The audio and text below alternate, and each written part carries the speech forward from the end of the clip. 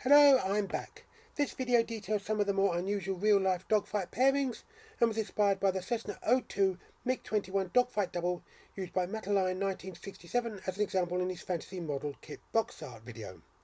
One of the strangest aerial duels took place on 11th April 1945 about 100 miles west of Berlin between Piper L4 Grasshopper 43-29905 Mismi and a Fleischer Fi-156 Storch.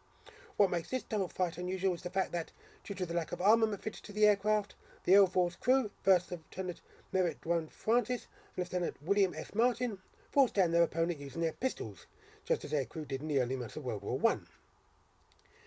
In the early 1960s, Supermarine Spitfire 19 PS-853 and at least two English Electric Lightnings, including F3 XP-695, were brought together for a special combat trial designed to develop tactics for Lightnings to use against Indonesian-operated P-51 Mustangs.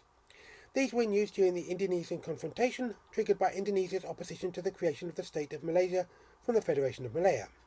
I know it isn't really a dogfight in the strictest sense of the term, but it's better than nothing.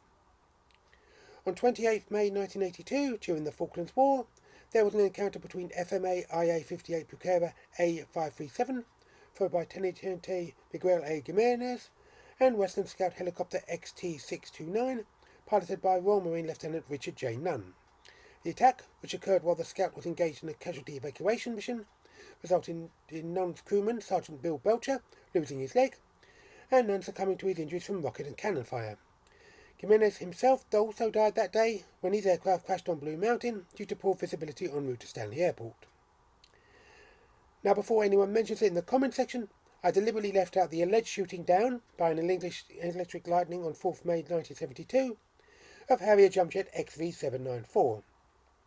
The Harrier continued flying after the pilot ejected following a bird strike, raising concerns that it would spark a diplomatic incident by crashing over the border in East Germany, shown in red. I decided to exclude this scenario due to doubts about the Lightning's involvement. I hope you enjoyed this video. If you did, feel free to like and share. Also let me know what you think in the comment section. If you haven't already done so, please subscribe to my channel and click the bell icon to be notified about new videos. Thanks for watching, and I'll be back soon.